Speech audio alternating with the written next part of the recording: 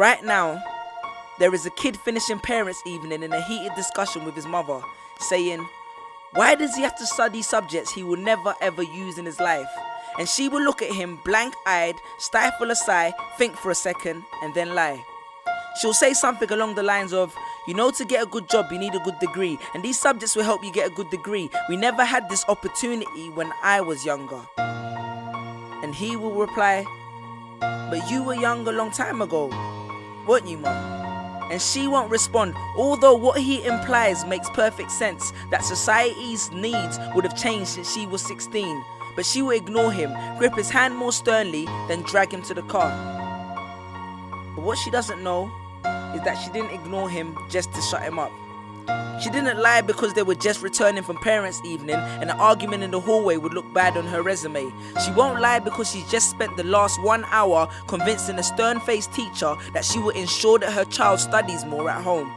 No, she will lie simply because she does not know any better herself. Although her whole adult life she has never used or applied Pythagoras' theorem, pathetic fallacy, and still does not know the value of X, she will rely on society to tell her that her child, who has one of the sharpest minds in the school, is hyperactive, unfocused, easily distracted, and wayward.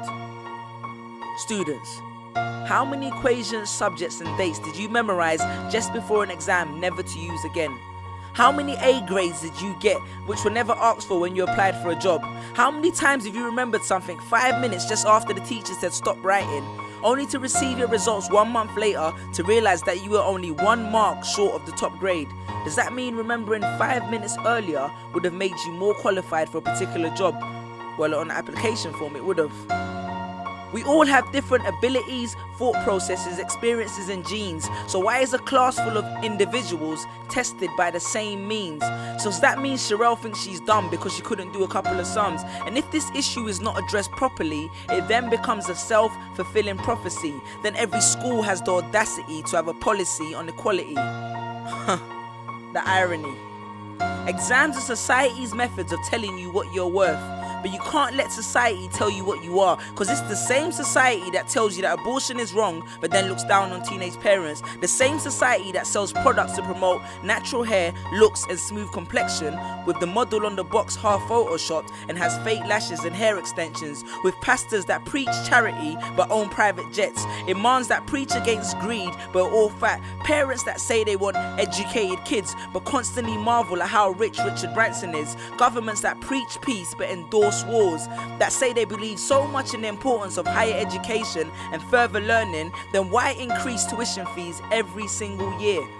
I believe Miss Jefferson when she took me into the office and said that my exams would be imperative to my success, because we was taught to always follow when Miss Jefferson led.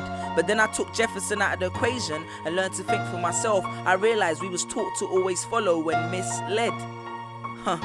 The irony.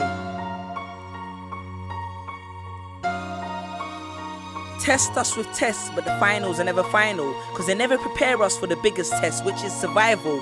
And what I suggest is fairly outlandish, so I do not expect everyone to understand this, except for the kids who knows what it feels like to be worth no more than that D or that A that you get on results day, and the ones whose best stories were never good enough for the English teacher, because apparently you missed out key literal techniques, did not follow the class plan, and the language was too informal for him to understand. But then he'd reference Hamlet and Macbeth, and you'd fight the urge to express your contempt by partially clenching your fist with only your medius finger left protruding in the middle of your hand, and then asked if he was aware that Shakespeare was known as the innovator of slang. Or the kid at the back of the class who thinks, why am I studying something that doesn't fuel my drive? But then when confronted with a maths problem, his eyes come alive. So this one is for my generation, the ones who found what they were looking for on Google, the ones who followed their dreams on Twitter, pictured their future on Instagram, accepted destiny on Facebook. This one's for my failures and my dropouts, for my unemployed graduates, my shop assistants, cleaners and cashiers with bigger dreams, my self-employed